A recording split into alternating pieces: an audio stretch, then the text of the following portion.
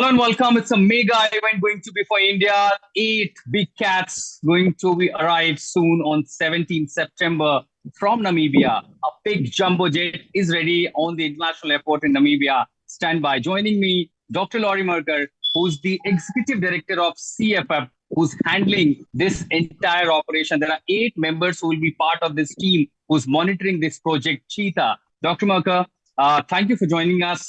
Please explain how this project going to take off and what is going to be new for the people of India, those who will be watching, eagerly for those cheetahs to arrive. And well, they say, Namaste, Cheetah.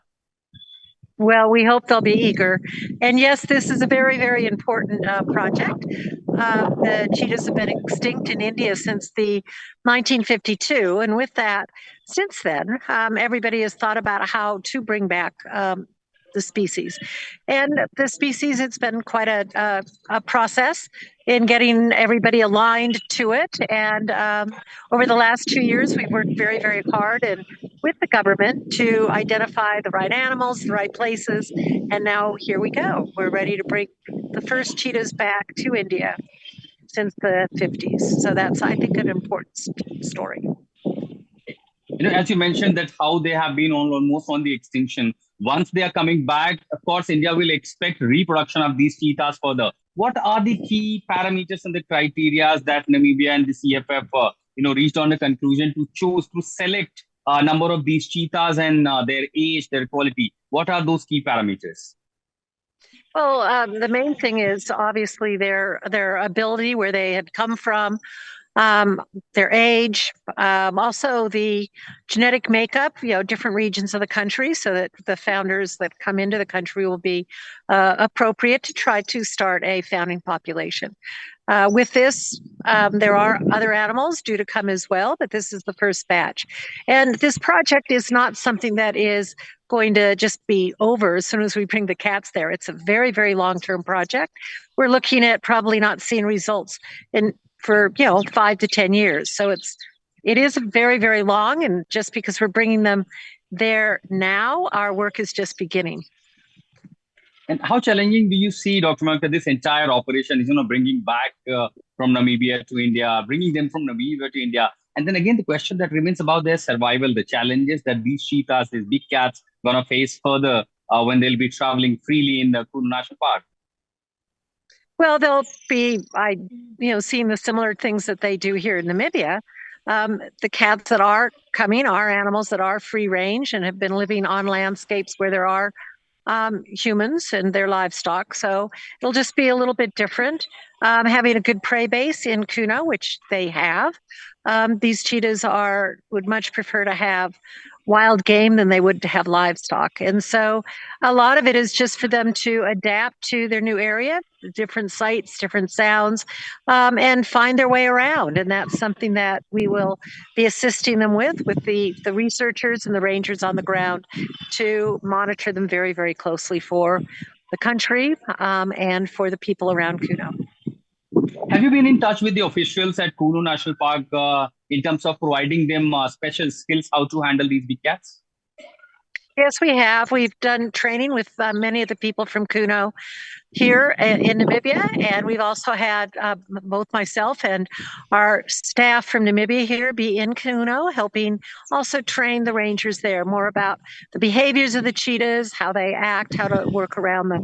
So it'll be an ongoing process, and we do have some of our CCF staff who will also be staying in Kuno when the cats arrive to assist the team there in learning how to care for them properly.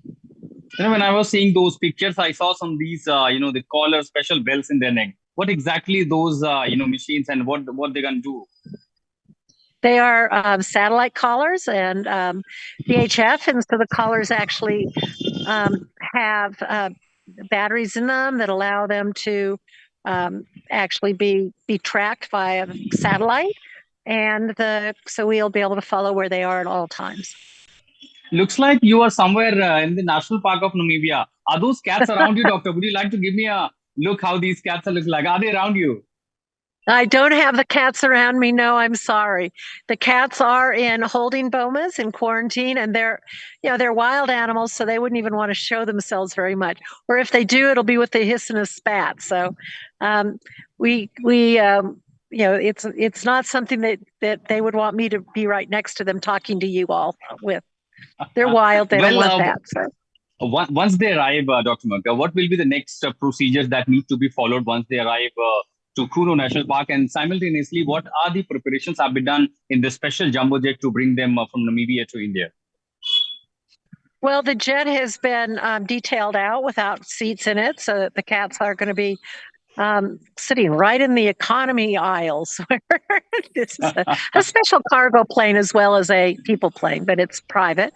And so the cats will be in crates and strapped in and traveling overnight. So it'll be as fast of a journey as we possibly could have.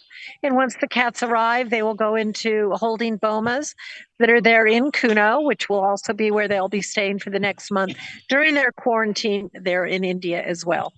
So as soon as they arrive, they'll be released out of their crates, and then they'll start learning what their new environment looks like and smells like. Are you excited with this project, Dr. Murka?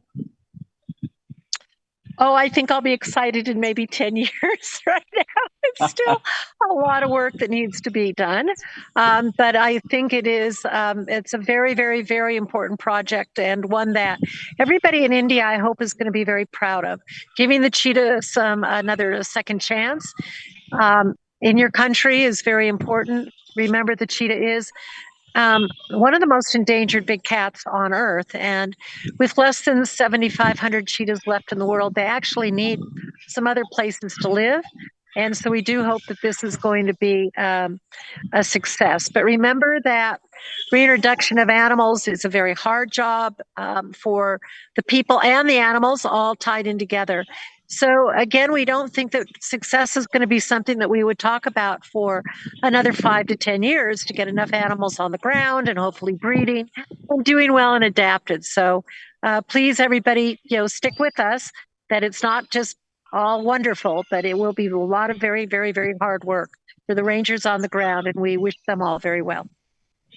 I wish you all the best for this project, and of course, India and all the people here, very, with curiosity, waiting to welcome these cheetahs, and we are ready to say Namaste, cheetah. Thank you, Dr. Laurie Murka, for speaking to us. Thank you so much. Thank you very much.